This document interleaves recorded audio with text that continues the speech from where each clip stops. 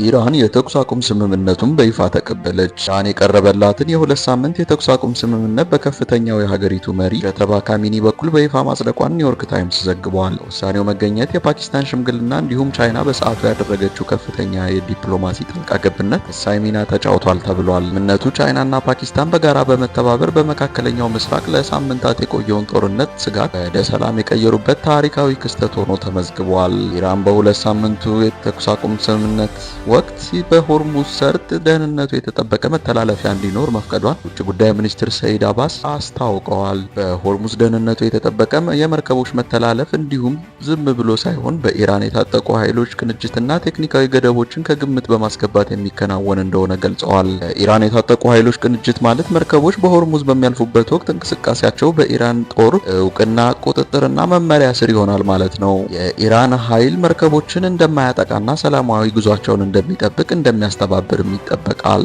ሰርጡ በእኔ ግዛት ስር ስለሆነ ማንኛውም መርከብ ሲያልፍ እኔን ማማከር ወይም ፍቃድ ማግኘት አለበት የሚል የሉዓላዊነት መልእክት ስታስተላልፍ የቆየችው ኢራን ከአሜሪካ የቀረበላትን የ10 ነጥብ የሰላም ሀሳብ ድርድር እንደመነሻ የተቀበለች ሲሆን ኢራንም በበኩሏ የአሜሪካን የ15 ነጥብ ድርድር ሀሳብ እያጤኖች መሆኗን የውጭ ጉዳይ ሚኒስትሩ ሰይድ አባስ አስታውቀዋል።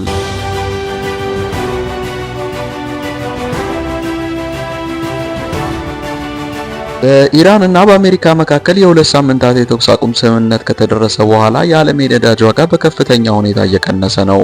አሜሪካ ዌስት ቴክሳስ ኢንተርሚዲየት የነዳጅ ዋጋ በ18% ቀንሶ ወደ $92 ወርዷል። በተመሳሳይ የብሬንት ድፍ ነዳጅ ዋጋ በበርሜል በ6% ቀንሶ $103 ሆኗል። በቀጣይ የሆርሙዝ ሰርጥ ለሁሉም መርከቦች ተከፍቶ ነፃ ዝውውር ሲደረግ የነዳጅ ዋጋ ከዚህም ሊቀንስ እንደሚችል ይገመታል።